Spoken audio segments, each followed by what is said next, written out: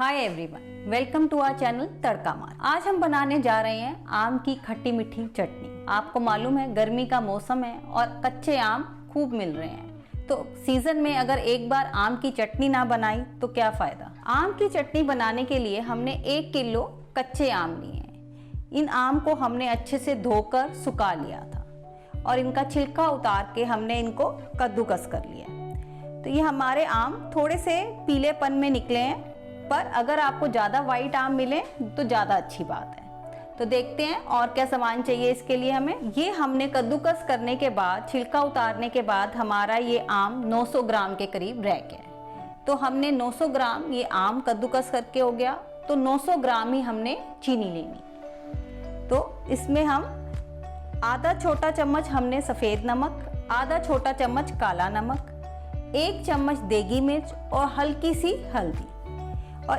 1 tablespoon हमने सौंफ ली है और 3 टेबलस्पून सिरका।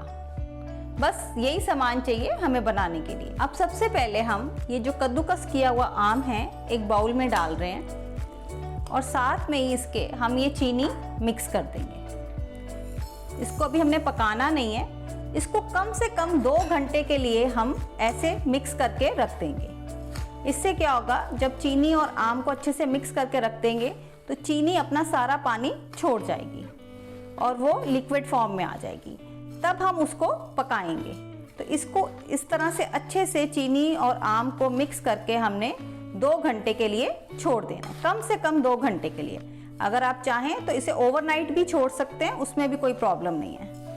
अब हमने ये चीनी और आम अच्छे से मिक्स कर लिए, अब इसे हम 2 घंटे के लिए रख देंगे। अब हमें 2 घंटे हो चुके हैं ये ग्रेटेड मैंगो और चीनी को मिक्स किए और चीनी अपना सारा पानी छोड़ चुकी है।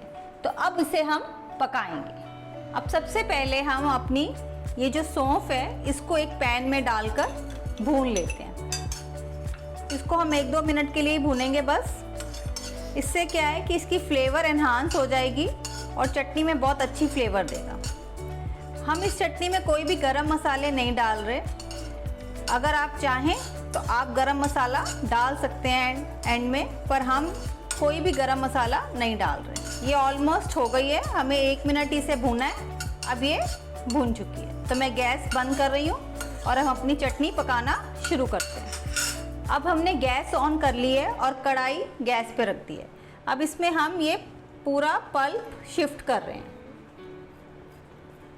अभी हमारी गैस सिम पे ही थी। अब मैं इसको सेक तेज करके इसका एक उबाला दिलवा देते हैं, उसके बाद हम इसे सिम पे ही पकाएंगे। और इसमें मैं सारे मसाले, जो ड्राई मसाले थे हमारे, नमक, काला नमक, हल्दी, देगी मिर्च, ये सब डाल दिए। साथ ही मैं ये विनेगर भी डाल रही हूँ। इसको अब हम अच्छे से मिक्स कर लेते हैं। आप सोच रहे होंगे कि हमने मैंगो पल्प और चीनी को पहले क्यों मिक्स करके रखा और इंस्टेंटली क्यों नहीं कुक कर लिया।